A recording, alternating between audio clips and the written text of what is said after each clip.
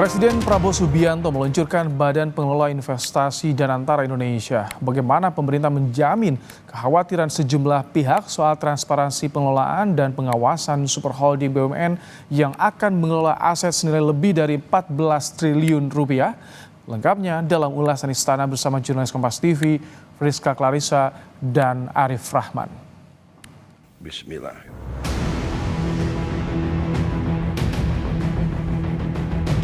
Saya, Presiden Republik Indonesia, meluncurkan Badan Pengelola Investasi Daya Anagata Nusantara Danantara Indonesia.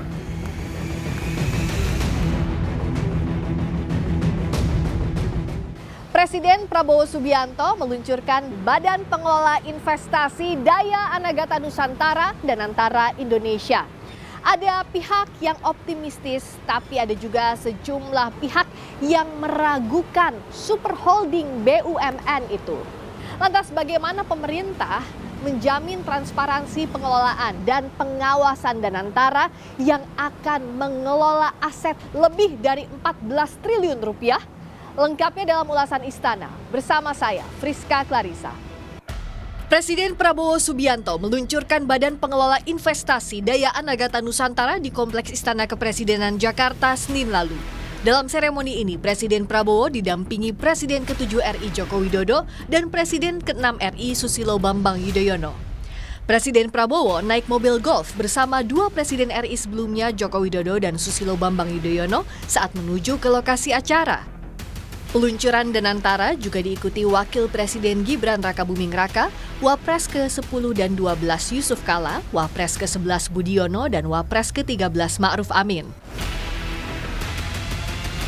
Danantara akan menjadi salah satu badan pengelola investasi terbesar di dunia yang mengelola aset senilai lebih dari 14.000 triliun rupiah.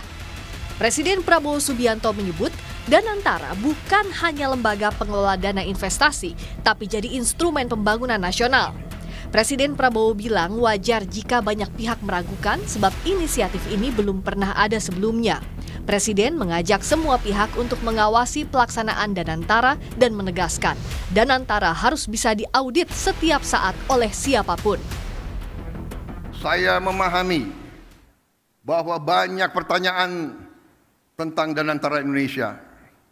Mungkin ada yang ragu-ragu apakah ini bisa berhasil atau tidak.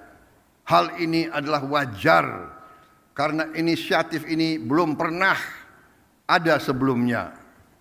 Namun hari ini seluruh rakyat Indonesia patut berbangga karena dengan total aset lebih dari 900 miliar dolar Amerika, Danantara Indonesia akan menjadi salah satu dana kekayaan atau sovereign wealth fund negara terbesar di dunia. Danantara Indonesia untuk itu harus dikelola dengan sebaik-baiknya, dengan sangat hati-hati, dengan sangat transparan, dengan saling mengawasi, harus bisa diaudit setiap saat oleh siapapun. Menteri Investasi dan Hilirisasi Rosan Ruslani resmi ditunjuk sebagai Kepala Badan Pengelola Investasi Daya Anagata Nusantara Danantara. Rosan dibantu dua direktur holding, yakni Pandu Syahrir sebagai Direktur Holding Investasi dan Wakil Menteri BUMN Doni Oskaria sebagai Direktur Holding Operasional. Rosan memastikan Danantara akan diisi kalangan profesional. Pesan Bapak Presiden memang untuk memastikan bahwa tim yang dipilih adalah benar-benar tim yang harus profesional dan memang kompeten di bidangnya. Oleh sebab itu kami pun dalam menyusun tim kami ini dibantu oleh tim independen internasional dan juga nasional yang akan menyeleksi. Jadi mereka akan menyeleksi untuk pembentukan tim kami di segala level. Kemudian tentunya dengan bersama-sama dengan kami, tapi kita ingin benar-benar tim yang kompeten, yang sesuai dengan bidangnya dan tentunya mempunyai visi yang sama dengan kami untuk kemakmuran Indonesia. Selain direksi, Danantara juga punya Dewan Pengawas. Ketuanya adalah Menteri BUMN Erick Thohir. Dan wakilnya adalah Mulyaman Hadad yang merupakan Kepala Danantara sebelum Rosan. Kemudian Sri Mulyani sebagai anggota, Sebagai Dewan Penasihat adalah presiden sebelumnya, yaitu Joko Widodo dan Susilo Bambang Yudhoyono. Presiden Prabowo Subianto bertindak sebagai Dewan Pembina. Namun kritik soal struktur Danantara datang dari pengamat ekonomi, Direktur Eksekutif Selios Bima Yudhistira yang menilai pengurus Danantara termasuk Dewan Penasihat dan Dewan Pengawas Danantara sebaiknya tidak rangkap jabatan demi menjaga kepercayaan investor sekaligus menghindari konflik kepentingan. Danantara sebagai instrumen investasi harus dikelola secara profesional dan juga pengelolanya, pengurusnya, penasehatnya diharapkan memang all out. Dan bagi rangkap jabatan, Menteri BUMN juga menjadi penasehat dan ada juga menteri yang masih aktif tapi juga menjadi pengurus direksi dari Danantara, ini sebaiknya mengundurkan diri. Jadi harus memilih mau jabatan menteri atau sebagai pengurus dan penasehat dari Danantara. Karena Danantara ini di awal cukup membutuhkan banyak sekali persiapan. Salah satunya adalah bagaimana bisa menjamin governance tata kelola yang baik sehingga menimbulkan trust dari publik dan juga kepercayaan dari investor.